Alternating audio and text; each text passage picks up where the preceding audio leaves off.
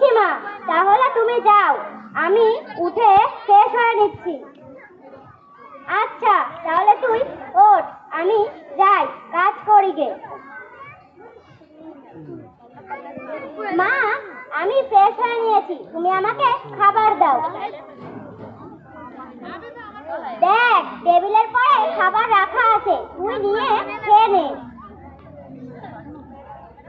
আচ্ছা মা।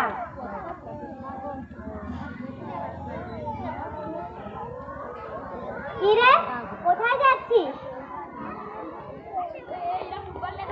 আমার কয়টা ফ্রেন্ড আমার সাথে দেখা করতে এসেছে, তাই বাইরে যাচ্ছি।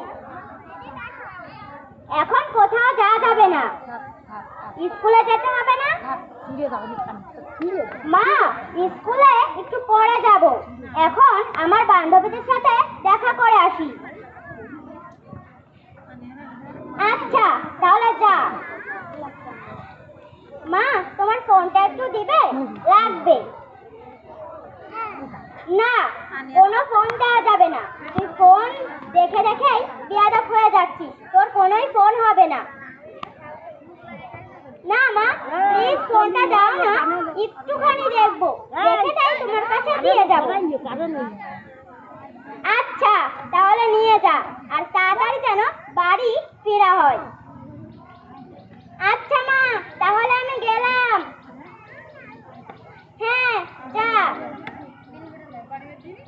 কি রে, কিছুক্ষণ হয়ে গেল, মেয়েটার স্কুলের টাইম হয়ে গেল, এখনো কেন আসছে না? এত দেরি হচ্ছে কেন? 1টা বেজে গেল, 2টো বেজে গেল, 3টে বেজে গেল, তাও মেয়ের কোনো আসার ফেরার নাম নেই। 4টে বেজে গেল, এই করে আমার দিন কাটতে লাগলো। 1 সপ্তাহ হয়ে গেল, মাস হয়ে গেল, বছর হয়ে গেল, তাও মেয়ের কোনো খোঁজ নেই।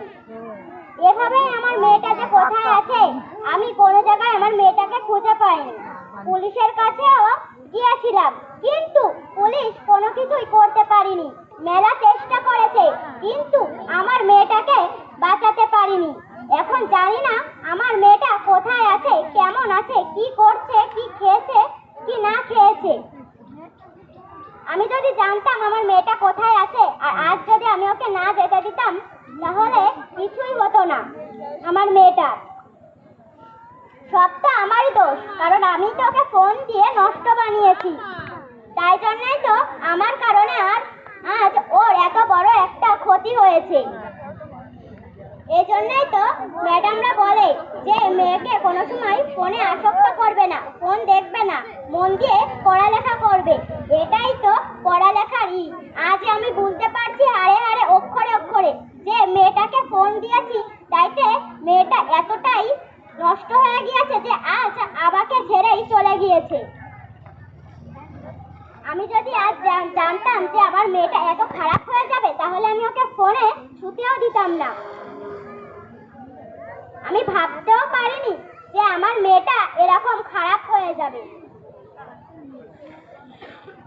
এভাবেই আমি বলি, প্রত্যেকটা মাকে বলতে চাই যে নিজের মেয়েকে ফোন থেকে দূরে রাখতে হবে। ফেসবুক, টিকটক এসব দিয়েও মেসেজ করা যায় বলে আমার মেয়েটাও খারাপ হয়ে গেছে। আপনাদের মেয়েকে ভালো বানাতে হবে। এভাবে আমার গল্পটা শেষ হয়ে গেল। আসসালামু আলাইকুম।